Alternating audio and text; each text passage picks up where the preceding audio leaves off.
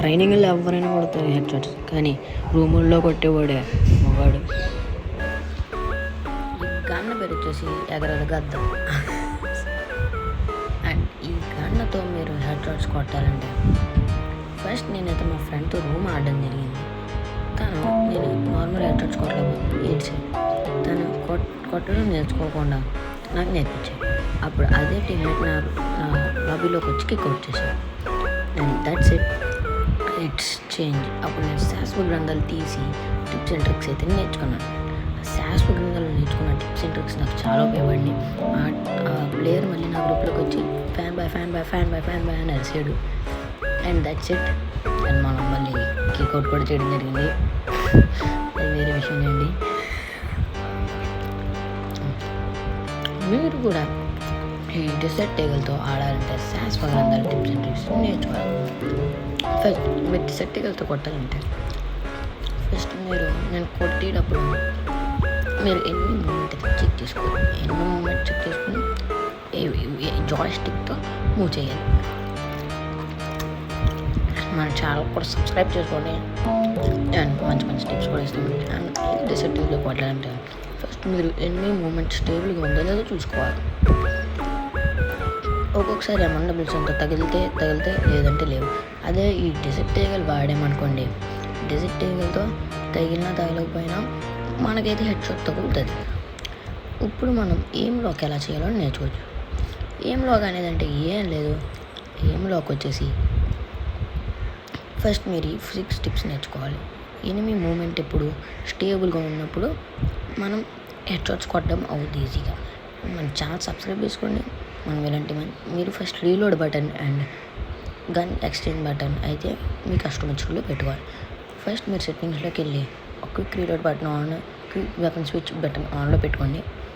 And మీకు ఇక్కడ ఒకవేళ మీకు ఈ రీలోడ్ బటన్ రాకపోతే ట్రైనింగ్లోకి వెళ్ళి ఒక 5 to 10 minutes ప్రాక్టీస్ చేయండి. ఇలా ప్రాక్టీస్ చేయడం వల్ల మీకైతే రూమ్స్లో 4v4 6v6లో హెడ్ షాట్స్ అయితే పడడం జరుగుతాయి. మీరు డిసెట్ టేబుల్ కొట్టిన తర్వాత బుల్లెట్ రీలోడ్ చేయండి. రీలోడ్ చేయడం వల్ల రీకాల్ తగ్గుద్ది. అండ్ మీరు ఈ రీలోడ్ ట్రైనింగ్లోకి వెళ్ళి ప్రాక్టీస్ చేస్తే 5 minutes వచ్చేస్తుంది. మీకు దీని మీద కూడా వీడియో కావాలంటే ఫస్ట్ పరిగెట్టి జంప్ కొట్టి రీలోడ్ కొట్టి హెడ్ షాట్ కొట్టడం అంతే. మీరు ఈ రీలోడ్ బటన్ మీకు చేతికి అయితే అందిలా పెట్టుకోండి. మీరు సెకండ్ వచ్చేసి ఎయిమ్ లాక్ ఎలా చేయండి. ఇక్కడ మీరు చూస్తే ఇవి క్లిప్ చూడండి ఒకసారి. నేను రీలోడ్ చేశాను, ఫైర్ కూడా చేశాను, కానీ ఎనిమి హెడ్కి మాత్రం తగలేదు. ఒకసారి ఈ క్లిప్ చూడండి. ఎనిమి వచ్చాడు, ఇలా బయటకు వచ్చాడు, అలా హెడ్ పడింది.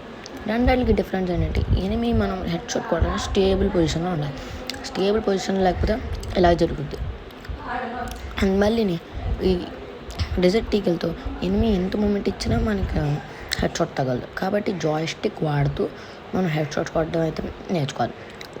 మీకు జాయ్ స్టిక్ కస్టమైజ్డ్ వీడియో కావాలంటే నాకు కింద కామెంట్స్లో కస్టమైజ్డ్ జాయ్ స్టిక్ అని కొట్టండి, వీడియో నేను అప్లోడ్ చేస్తాను.